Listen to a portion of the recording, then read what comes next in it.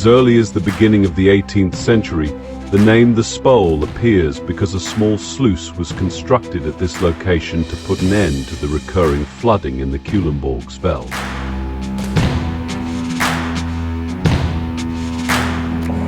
This first sluice at the Spoel soon became unusable due to the rising water level of the lek.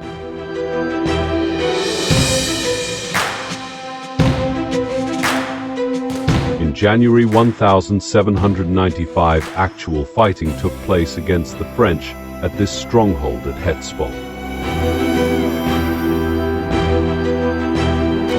When the French invaded the northern Netherlands in 1794 under the leadership of General Pichegru, a large gap was dug in the Diefdijk near Spoel to flood the polders and thus hinder the enemy invasion. To defend this breach, a position was constructed, a so-called defensive work, an earthen rampart manned by soldiers with rifles and cannons. Thus originated the name Werk aan het Spoel. Werk is an abbreviation of defensive work, and Spoel refers to the sluice that was located here around 1700, with which the polder was flushed. Dirty water to the lek, clean water inwards.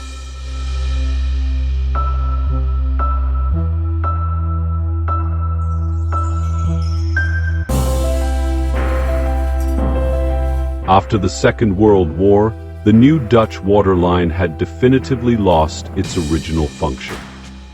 The actual end occurred in 1963 with the repeal of the Circles Act.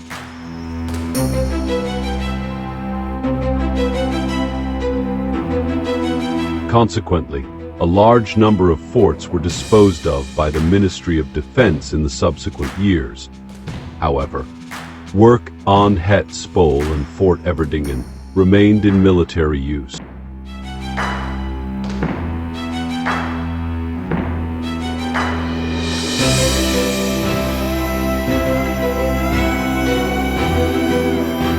The first post-war user of Werk aan het Spoel was the Engineering Corps Sailing School, 1951 to 1956. In 1957, the complex was taken into use by the EOD.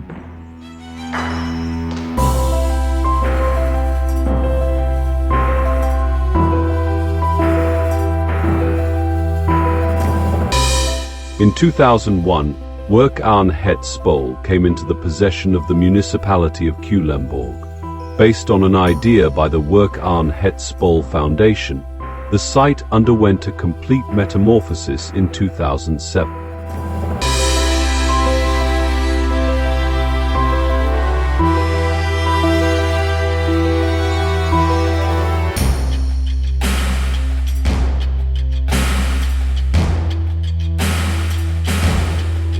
Landscape architect Ronald Rietveld and artist Eric de Leon made the original form of T-bastion visible in a different way.